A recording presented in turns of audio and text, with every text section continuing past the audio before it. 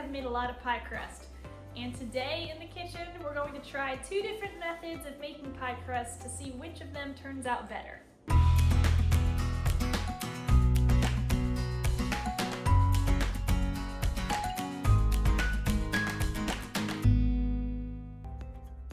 The ideal pie crust is flaky, flavorful, and tender.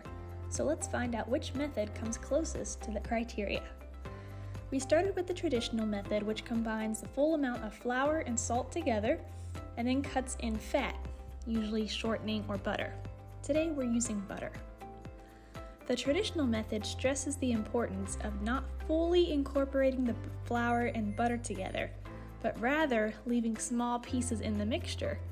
The idea is that these small butter pockets, when rolled out and baked, will ensure lots of flaky layers.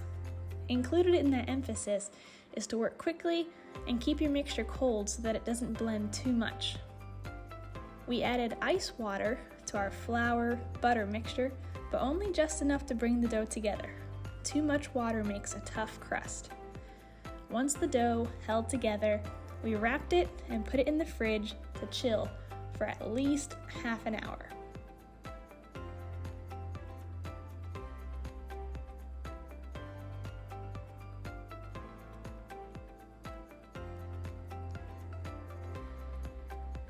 Now for the more modern or non-traditional method, we again started off mixing flour and salt together, but not all the flour, only about 2/3 of it.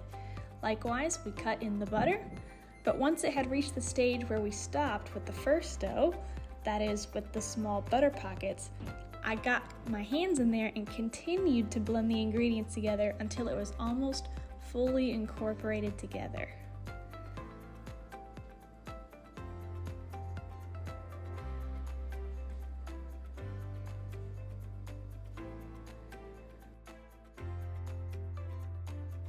At this point, we added the remaining flour and used the pastry blender to mix until it was just evenly distributed.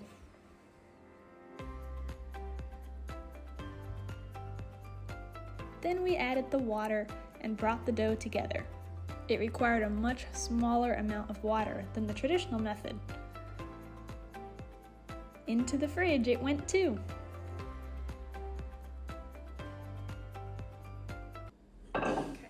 So now we're rolling out our different pie crusts. I have the non-traditional one, and I have the traditional one. Mine is very soft and pliable, even though it just came out of the fridge. Mine has been sitting out of the fridge for 10 minutes, and it's still really hard, And we only have one rolling pin, so I'm gonna be using this glass, which is okay because this is so soft it could be pushed down with anything, really.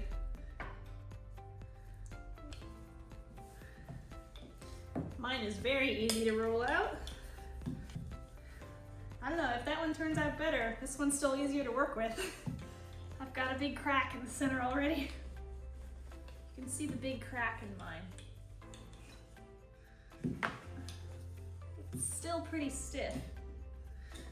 Is the crack easy to patch up? Yeah, it's not bad.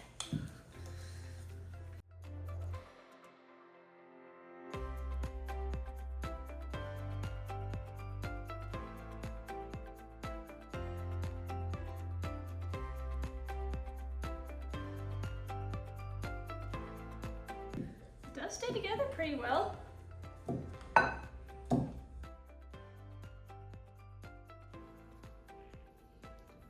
Mine also stays together pretty well.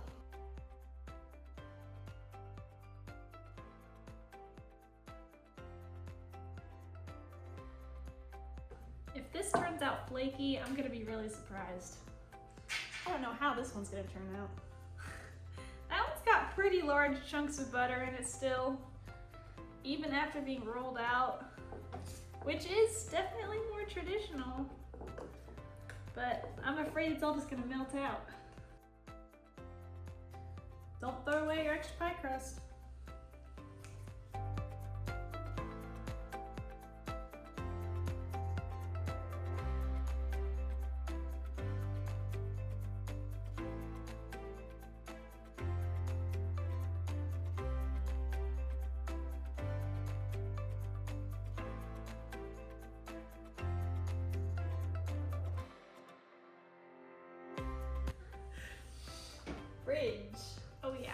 We're gonna put them in the fridge so that they can keep cold while the oven preheats.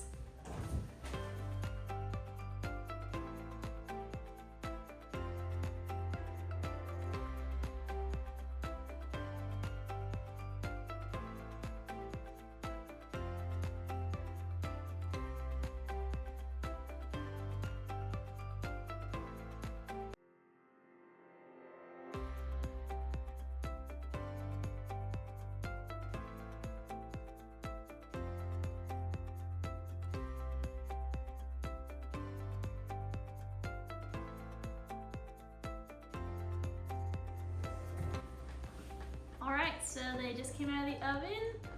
They're still kind of hot, but we wanted to take them out and show you guys. Whew, nice and golden brown. Little too golden brown, but that's okay. Yep.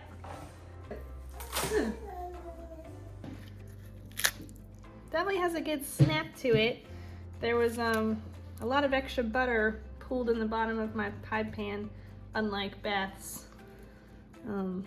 There's some layers in there, but I'm a little scared to taste it. Let's take a look at the layers inside of mine.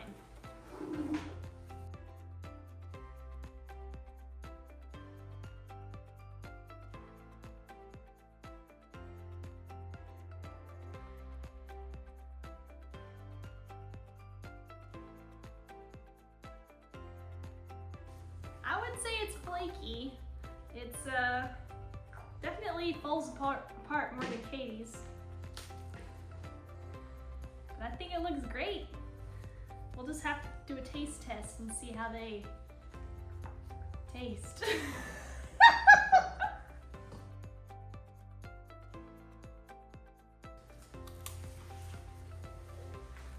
Ooh, tastes like butter.